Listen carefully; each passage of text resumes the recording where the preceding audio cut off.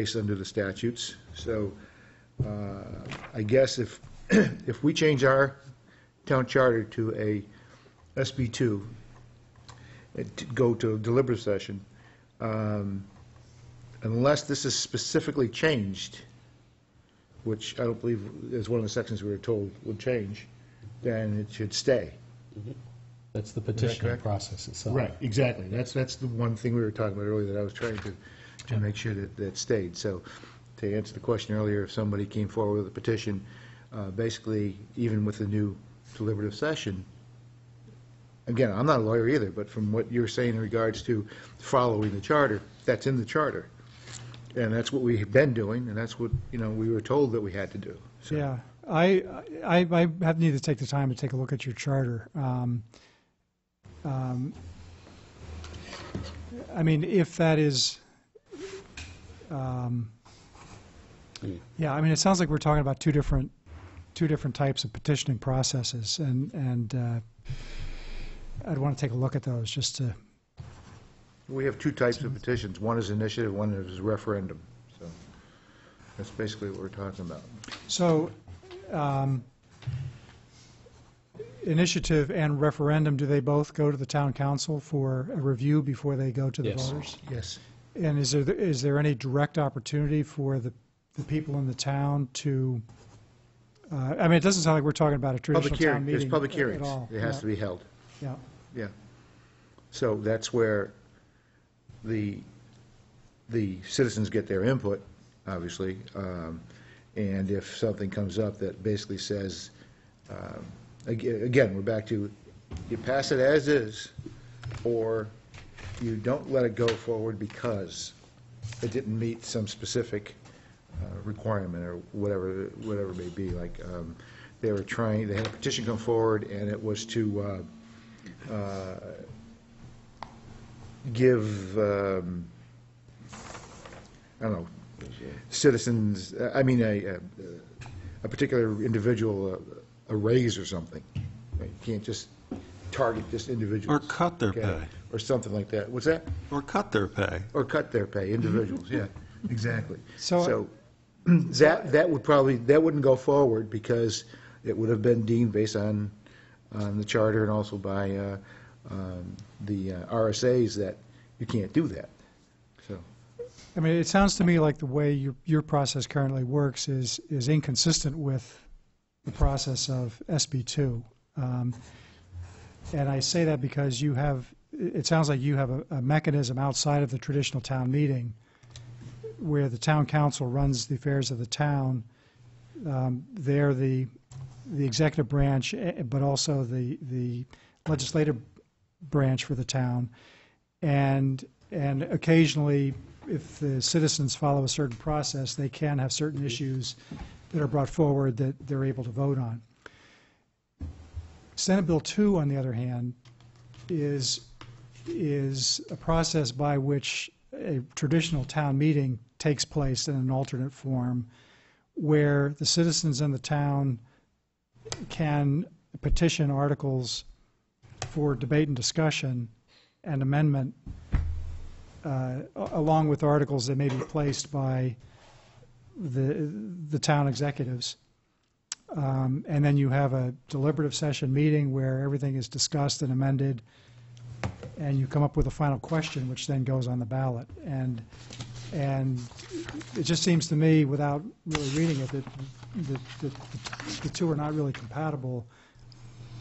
I mean, it's either one or the other. You either do away with at least part of the process of how citizen petitions come forward, or you do it the SB2 way. I don't know that there's room to have. I mean, there may be some room to have both, but it really seems inconsistent with what you currently have. Well, I guess then that's something that I don't quite understand is what is the way that a citizen's petition can come forward with SB2? I think there are, just to answer that, there's specific RSAs regarding petitions, and they are different when it's a spending article, right, or when it's just a policy type of generation. So that's the way it is right now. So with a spending article, it's only 25 people. any 25 people in town can get together and amend it. I think that's wrong because that's just Londonderry, but in a real There's town some meeting, specific- zoning, all those other things are on town meeting ballots, so where we don't practice that anymore Understand that. because of the charter. I understand that. So just in Londonderry, that's how we do it, I right? understand that. But even within that, citizens petitions could suggest zoning changes. But it's not 25 signatures anymore. It's the whole thing we went through this past. 1% to 5%. It's the whole 1%, 5%. There's a charter-driven process. So I think the assumption on my part at this meeting would be that it's in the charter because it was deemed to be within the enabling legislation for establishing town charters. It was deemed to be appropriate for that.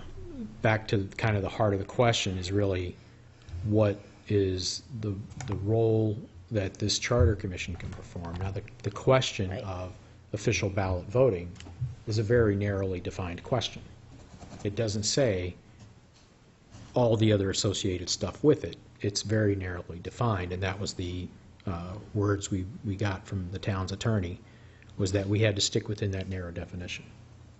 So I don't think that there's been discussion on changing the petitioning process, for example, so I don't know that that's really what we're talking about. I think where we really keep heading back to is the issue of the quorum. And in listening to everything that's been said and reading what's been said, a number of things come back to, we can probably recommend a change to SB2, but we cannot recommend a quorum. That's a separate legislative issue. It's likely covered under a separate RSA. The enabling legislation for it is likely not to be covered under SB2, but those are questions that we'd have to get answered by the Attorney General's office in concert with our town's attorney. So I think we asked those questions before. We didn't really get, I think, an answer that we've all fully understood or bought into, but it's on the list of questions that our town attorney will be answering at our meeting on the 26th. Steve? See, I got to wave now. So if I could ask you a question on that. The thing that the voters voted on was this simple single sentence, and I'll just read it for clarification. Shall a charter commission be established for the sole purpose of establishing official ballot voting under Londonderry's current town council budgetary town meeting form of government?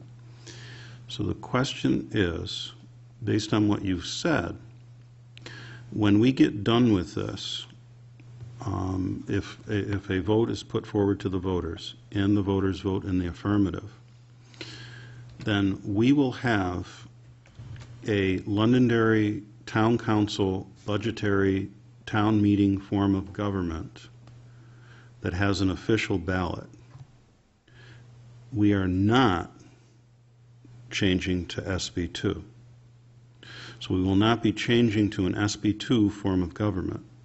We will still need to follow our charter here, and the only difference is that we will have ballot voting and that deliberative session replaces town meeting.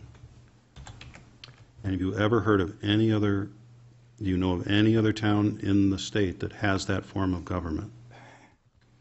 Not off the top of my head, but that doesn't mean. We're not, it's don't not odd exist. for us to do things that other people Yeah, don't do. no, but the way you read that, it makes sense that if you are simply implementing the official ballot form of voting and you're not implementing the Senate Bill 2 process along with that, I mean, that makes more sense than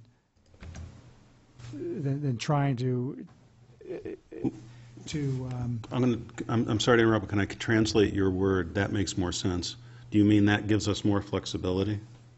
Well, yeah, I mean, because of the way you described how your process works now, to me, it just doesn't seem to be compatible with the Senate Bill 2 process without some major changes to make the two mesh together. But if the issue is, the issues that are presented and come out of the town council are going to go onto the official ballot, as opposed to having a discussion on them